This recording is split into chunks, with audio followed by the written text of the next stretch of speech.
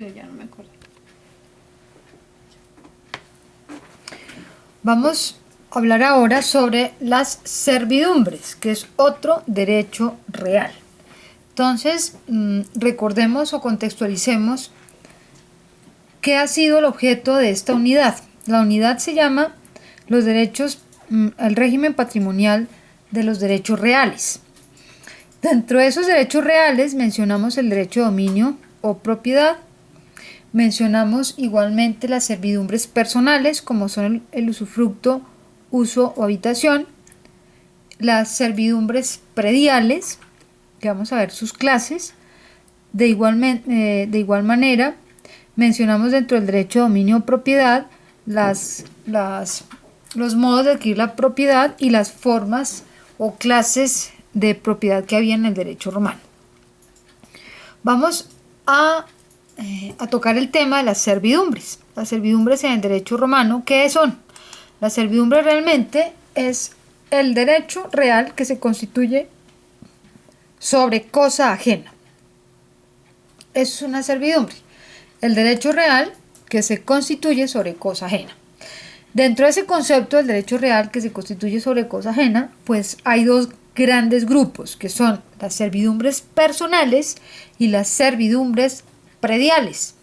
Cuando hablamos de una servidumbre personal, tenemos que hacer referencia a tres derechos reales, que son el usufructo, el uso y la habitación. Y en las servidumbres prediales hay una serie de subdivisiones que vamos a ver cuáles son, dentro de las cuales están las urbanas y las rurales, las positivas y las negativas, las activas y las pasivas. Vamos a mirar una serie de clasificaciones en las servidumbres prediales. Pero por ahora tenemos que decir que la servidumbre es un derecho real sobre cosa ajena. Entonces empezamos con el usufructo. Usus fructus, usufructo. ¿Qué es el usufructo? Pues el usufructo es un derecho real sobre cosa ajena. Pero ese derecho real sobre cosa ajena supone la coexistencia de dos derechos. Por una parte del usufructuario y por la otra el del nudo propietario. El usufructuario, ¿qué es lo que va a detentar? El usufructuario detenta dos de las facultades del nudo propietario, que son el ius utendi y el ius fruendi. Acordémonos nuevamente de los conceptos de lo que es el propietario pleno frente al nudo propietario. El propietario pleno es aquel que tiene las tres facultades en su propia persona, que es el ius utendi, fruendi y abutendi. Y el nudo propietario es aquel que solamente se queda con la disposición, porque desmembra del derecho de dominio lo que es el uso y el goce. Entonces, cuando hablamos del usufructo, estamos hablando de ese derecho real que recae sobre cosa ajena, en el cual hay dos derechos, el del nudo propietario, que es quien detenta la disposición, y el del usufructuario, que es quien detenta el uso y el goce, es decir, el ius utendi y el ius fruendi. El usufructo tiene la facultad de usar y gozar de la cosa corporal e igualmente de disponer no de la cosa en sí, pero sí de sus frutos, ¿sí? ¿Por qué dispone de los frutos? Porque los adquiere a través acuérdense de la tradición de frutos, y además porque tiene desmembrado el derecho del ius utendi y fruendi por parte del propietario. El usufructo se puede constituir en forma gratuita o en forma onerosa. Se puede constituir por acto entre vivos o mortis causa, como lo vamos a ver ahora. El usufructo es una limitación al derecho de dominio. ¿Qué es lo que está limitando del quien era propietario pleno? Pues el uso y el goce. Por eso es una verdadera limitación a la propiedad. Y el usufructuario es un mero tenedor de la cosa. Nunca va a ser un poseedor. Es un mero tenedor, tan si será que es un mero tenedor que solamente está detentando la cosa ajena, pero la cosa él reconoce que es de otro. Por eso siempre hablamos de que el usufructo es un derecho real sobre cosa ajena. ¿Cuáles son las características del usufructo? Primero, el derecho al usufructuario es de una duración determinada. ¿Qué significa eso? Que si bien es cierto que todo derecho real es perpetuo, Digamos que aquí lo perpetuo es el derecho del nudo propietario, porque como el usufructo es un desmembramiento de la propiedad, pues su duración sí es una duración determinada. Podríamos decir que es un derecho que se constituye en forma permanente, pero esa permanencia no implica perpetuidad, implica una duración por largo espacio de tiempo. Está sometido a un plazo resolutorio, o sea, por el largo espacio de tiempo que se ha concedido el usufructo, o en su defecto, si no se dice nada, se entiende que el usufructo es constituido por toda la vida del usufructuario. El derecho real del nudo propietario, por consiguiente, es perpetuo, pero el usufructo tiene una duración determinada, es decir, es un derecho permanente en el tiempo, pero no es un derecho perpetuo. En el usufructo, el usufructuario tiene el goce, es decir, ese ius fruendi, ¿en qué forma lo detenta? Lo establece en forma plena y total. ¿Qué significa lo anterior? Que el usufructuario, por un lado, percibe los frutos para satisfacer sus propias necesidades, pero por otro lado, dispone de los frutos frente a terceros, sea a título gratuito o a título oneroso. Esa, digamos que es la connotación fundamental del usufructo. Por un lado, el usufructo percibe los frutos para satisfacer sus propias necesidades, pero igualmente puede disponer de esos frutos frente a terceros, bien sea en forma a título gratuito o a título oneroso.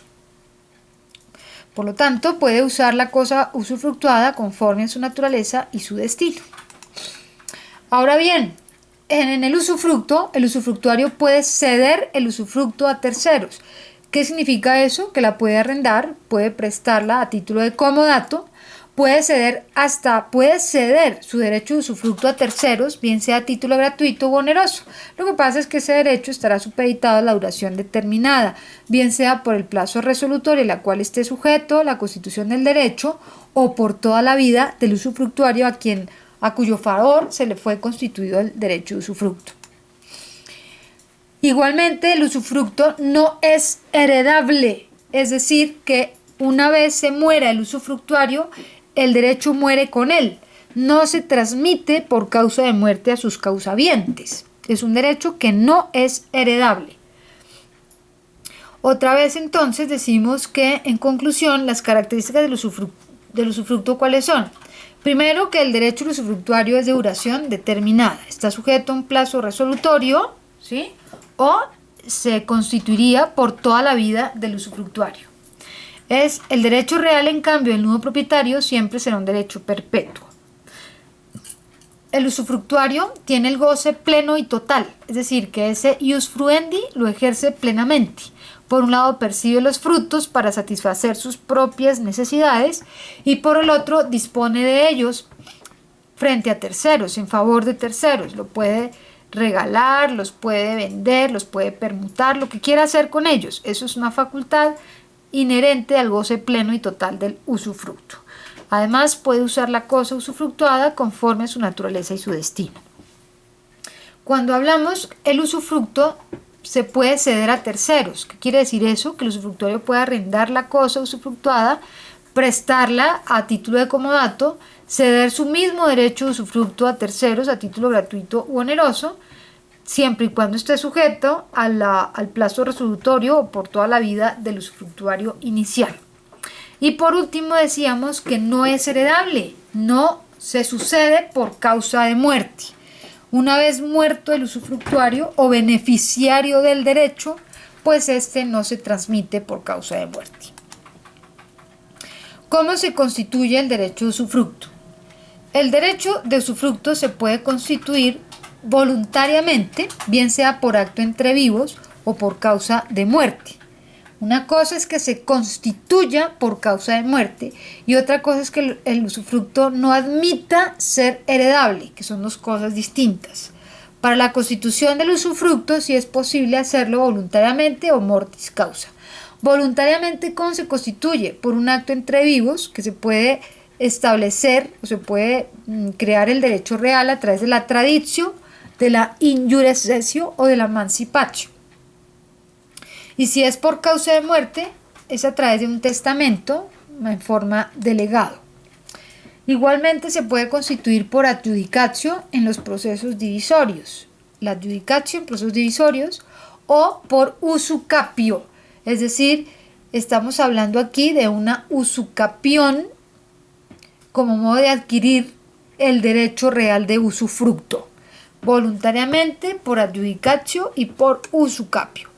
Voluntariamente, recordemos que puede ser por un acto entre vivos, como la traditio, iure cessio, emancipatio, o por causa de muerte, que bien puede ser por testamento o por legado. ¿Cómo se extingue el derecho de usufructo? Por la renuncia del usufructuario. Claro, ¿por qué la renuncia? Porque el usufructuario es el único beneficiario de este derecho real. Entonces, aquí no se puede dar una revocatoria del usufructo por parte del nuevo propietario, porque es que el nuevo propietario ha desmembrado su propiedad plena, ¿sí? Voluntariamente la ha desmembrado para concederle, para, digamos, separar de esa propiedad plena dos de esas facultades y hacerlas y establecerlas en cabeza del usufructuario. Por eso se dice que el usufructuario es el beneficiario único del derecho de usufructo. Entonces, una forma de extinguir el usufructo o acabar con él es que el usufructuario renuncie espontáneamente a su ejercicio. Pero no podemos hablar de una revocatoria del usufructo por parte del nuevo propietario porque eso no existe. También se puede extinguir por confusión. ¿Qué significa eso? Cuando el usufructuario adquiere del nudo propietario la nuda propiedad. Entonces no es yo con yo, no es que el usufructuario quede con la nuda propiedad y quede así una dualidad, sino simplemente se consolida la propiedad plena, por consiguiente se extingue el usufructo. Entonces cuando el usufructuario adquiere la nuda propiedad, eso es confusión. Igualmente se extingue por la destrucción total de la cosa fructuada. Tiene que la destrucción ser total, no puede ser parcial. La destrucción tiene que ser total. De igual forma se extingue por la prescripción extintiva. ¿Cómo así la prescripción extintiva? Porque no se usa. Entonces, si la cosa no se usa, quiere decir que no necesita el derecho y por lo tanto tiende a extinguirse ese derecho. Pero la prescripción extintiva hay que alegarla. ¿Cómo se extingue el derecho por prescripción? 1 año para bienes muebles, 2 años para bienes inmuebles. 1 año para bienes muebles o 2 años para bienes inmuebles. Por la muerte del usufructuario. Entonces aquí hablamos que cuando se muere el usufructuario no se transmite el derecho de usufructo a sus causavientes porque es un derecho que no es transmisible por causa de muerte. Igualmente se extingue por la capitis diminutio máxima o media. ¿Por qué se va a extinguir por la capitis diminutio? Muy sencillo, porque el usufructuario es el beneficiario del derecho. Si el usufructuario sufre una degradación en sus estatus, es obvio que dentro de esa degradación, que es ser ciudadano romano y tener una serie de derechos, pues se compromete directamente los derechos reales que adquiere en esa forma. Por eso es una causal de extinción. Igualmente se extingue por el vencimiento del plazo resolutorio al cual hubiera estado sometido la extinción del usufructo, y esas son las causales de extinción. Entonces vamos a mirar nuevamente cuáles son las causales de extinción del usufructo. Decimos que el usufructo, la extinción se da por la renuncia del usufructuario, por la confusión, es decir, cuando el usufructuario adquiere la nueva propiedad, por la alteración o destrucción total de la cosa fructuada, por la prescripción extintiva, es decir, por no usar el usufructo, 1 año para muebles, 2 años para inmuebles. Por la muerte del usufructuario, porque no es transmisible por causa de muerte, porque sufre una capitis diminutio máxima o media y por vencimiento del plazo resolutorio. ¿Cómo se protege el usufructo? El usufructo tiene estas formas de protección. Una vindicatio usufructus, que es una acción pretoriana, es una acción restitutoria, y los interdictos uti possidetis, que aunque él no es poseedor, de todas maneras el pretor le da por extensión esa protección a través de los interdictos conservatorios, el uti possidetis. La vindicatio usufructus, es una acción restitutoria civil, y los interdictos uti possidetis, que es una acción pretoriana, conservatoria. Bueno, y la unde bi, que también es restitutoria, que también es pretoriana. Entonces, de esas tres clases de protección que están señaladas en la pantalla, la vindicatio usufructus es la única que es civil, las otras dos son de derecho pretoriano. Los interdictos conservatorios y los interdictos restitutorios o recuperatorios. Vamos a los otros derechos reales, como son el uso y la habitación. Uso y habitación. Sí, nosotros siempre mencionamos esos dos derechos muy de la mano. ¿Por qué? Porque tiene su semejanza. Los derechos de uso o habitación son derechos personalísimos. Es un derecho real sobre cosa ajena. Ambos son derechos reales que se constituyen sobre cosa ajena. Aquí pues simplemente la plataforma, digamos, del concepto es igual para todos, tanto para el usufructo o uso o habitación. Son todos derechos reales sobre cosa ajena. Pero en el caso del uso y la habitación, digamos que el usuario, ¿qué va a detentar? Pues tiene solamente la facultad de usar y gozar solo parcialmente de una cosa corporal sin disponer de sus frutos. Entonces aquí el usuario se limita a la percepción de frutos para poder satisfacer sus propias necesidades, pero no a la disposición de los frutos frente a terceros.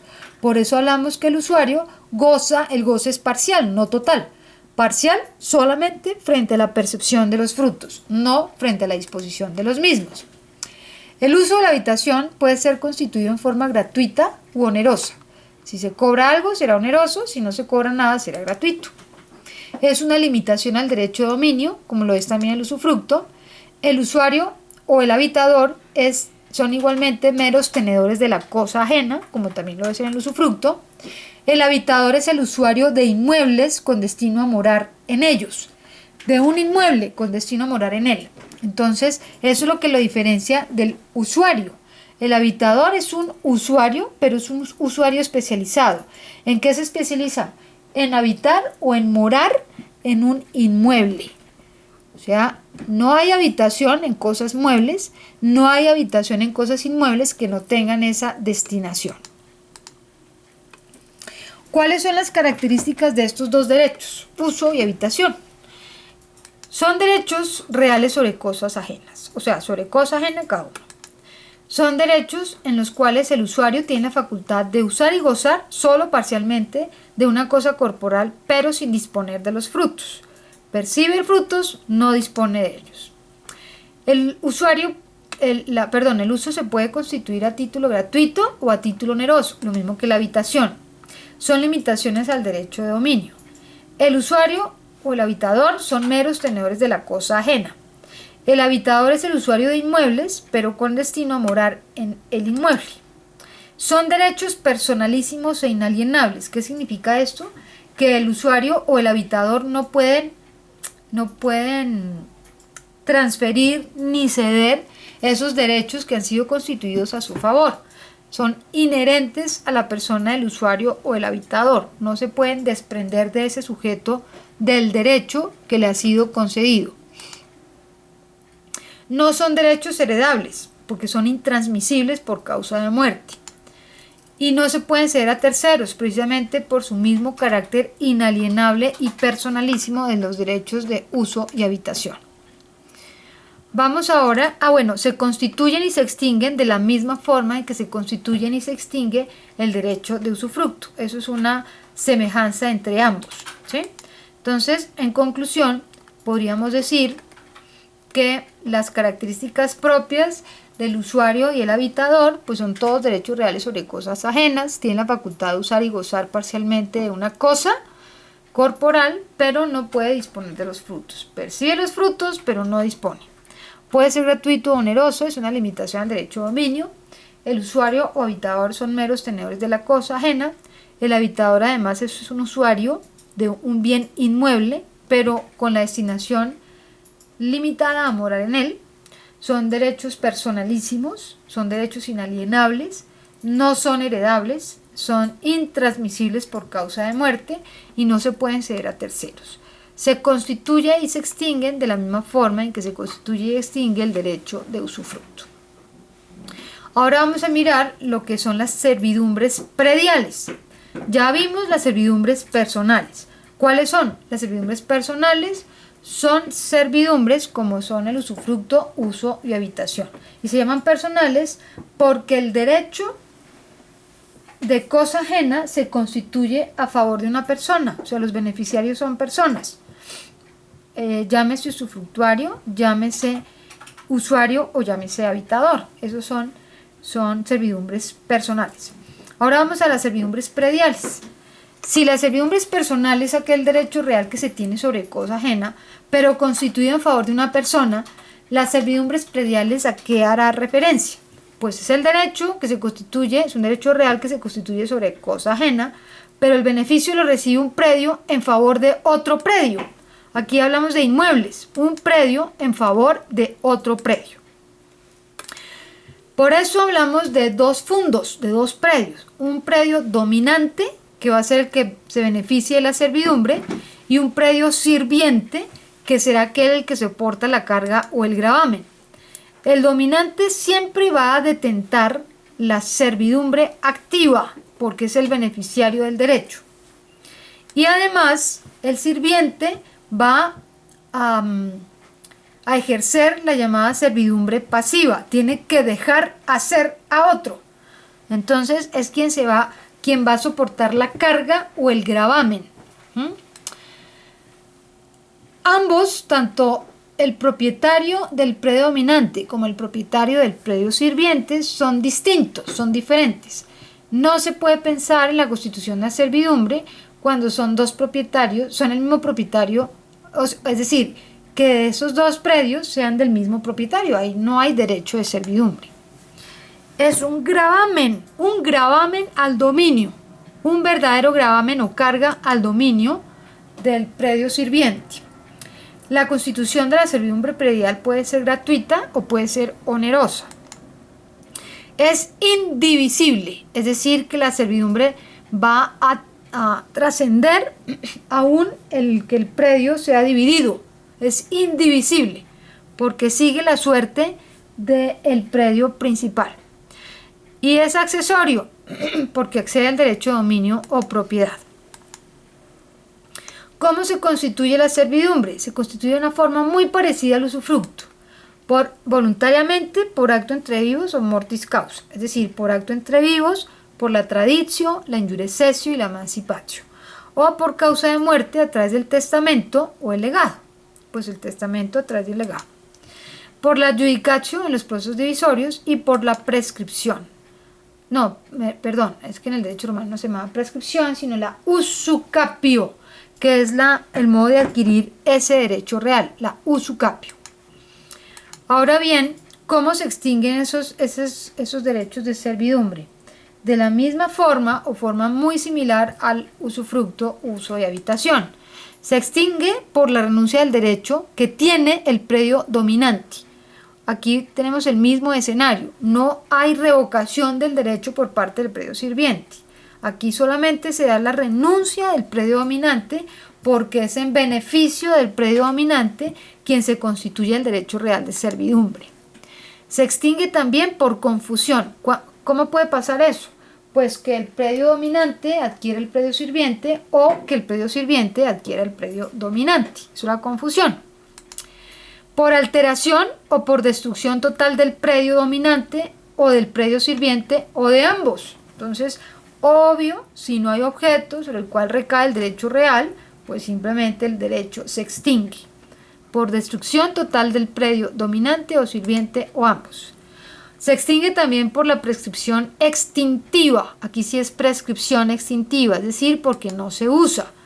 Pero aquí tenemos un término distinto. Como se trata de bienes inmuebles, pues simplemente será antes de Justiniano 2 años, después de Justiniano 10 años para presentes o 20 para ausentes. Por vencimiento del plazo resolutorio al cual esté supeditado al derecho de servidumbre. Por declaración extracomercial del fundo sirviente. ¿Por qué será esta una causal para extinguir el derecho real? Pues es obvio, porque la cosa que era comercial se vuelve incomercial, por lo tanto, simplemente se extingue el derecho real. Esas son las causales de extinción. Pero fíjense que en estas causales no se va a presentar la capitis diminutio. ¿Por qué no se presenta la capitis diminutio? Muy sencillo, porque la capitis diminutio solamente aplica en las servidumbres personales, ya que en esas servidumbres el beneficio del derecho lo recibe una persona. Pero en las servidumbres prediales, pues ese beneficio no lo recibe una persona, sino lo recibe un predio en favor de otro predio. ¿Cómo se protege el derecho de servidumbre? A través de dos acciones judiciales, que son la acción confesoria y la acción negatoria. La acción confesoria, el demandante de esa acción, es el titular del predio dominante que demanda al predio sirviente porque le está impidiendo el ejercicio legítimo de un derecho de servidumbre. Entonces, lo que se requiere a través de la acción confesoria es que el magistrado o pretor declare la preexistencia del derecho de servidumbre que le asiste al predio dominante. Es una acción declaratoria, la acción confesoria. De igualmente está la acción negatoria, y aquí los sujetos procesales se cambian de lugar. ¿Quién es el demandante? La acción negatoria es el predio sirviente que demanda al predio dominante. ¿Por qué lo demanda? Para que le quiten o le supriman o le extingan la servidumbre, ya que el predominante o no la usa, que es una causal, o simplemente ya no la necesita. ¿Por qué no la necesita? Porque digamos que las circunstancias que dan origen a la servidumbre inicial ya no son las mismas. Entonces, esa es la acción negatoria. Vamos a la clasificación de las servidumbres. Las servidumbres se pueden clasificar por los siguientes caracteres: por la destinación del predio, entonces será urbana o rural; por los predios intervinientes, serán activas o pasivas; por el origen de la servidumbre, que puede ser voluntaria, natural o legal; por su ejercicio, puede ser continua o discontinua; por su visibilidad, aparente o inaparente; por la obligación del predio sirviente, o sea, la obligación que se le impone al predio sirviente. Esta puede ser positiva o puede ser negativa. En estos casos vamos a empezar con las servidumbres rústicas, es decir, por aquellas servidumbres de acuerdo a la destinación del predio, que son urbanas o rurales, o también llamadas servidumbres rústicas. Entonces, cuando hablamos de las servidumbres rústicas o rurales, tenemos las siguientes: la servidumbre iter, que es aquella que simboliza o que significa tránsito, bien sea tránsito a pie o a caballo. Está el actus, que es la servidumbre de tránsito, pero solamente para el paso de ganado. Sin embargo, este actus incluye también el iter, o sea, el tránsito a pie o a caballo más ganado, ¿sí? No es que sean dos servidumbres, digamos el iter más actus, sino el actus ya presupone también el ejercicio del iter. Está la servidumbre de vía, que es una servidumbre más amplia porque se da el paso de carruajes, el tránsito o animales, es decir, que supone el ejercicio del iter y del actus. ¿Qué quiere decir eso? Que si se va a constituir en favor de otro predio una servidumbre de tránsito, lo ideal es que la constituya de vía, porque la vía le permite paso a grandes carruajes, tránsito a animales y a personas, sea a pie o a caballo. Es decir, que la vía incluye el iter y el actus. ¿Cuál es la más limitativa de las tres? El iter, que simplemente es el tránsito de una persona, bien sea a pie o a caballo. El actus, que ya es algo más amplio, es el paso de ganado, que incluye también el de tránsito o a pie o a caballo. Pero la más importante de las tres es la vía, porque incluye el paso de carruajes, de tránsitos o animales e igualmente de personas a pie o a caballo. Viene la servidumbre de aqueductus, que es la conducción de agua por la superficie, es una servidumbre rústica. Pero también está el aquoastus, que es la extracción de agua y transitar hasta la fuente. Es una servidumbre de paso, pero es una servidumbre para la conducción, primero para la extracción de agua y para la conducción de esta misma hasta la fuente. Está la aqua immisio. ¿Qué es la aqua immisio? Que es escurrir el gotero, o sea, escurrir gota a gota agua hacia el fondo ajeno. Es una servidumbre rústica. Está la de abrevadero, que es aquella que consiste en conducir ganado a tomar agua al predio vecino. Esa es la de abrevadero.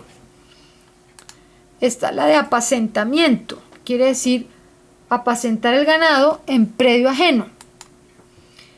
O apacentamiento o pastaje, la misma. La extracción de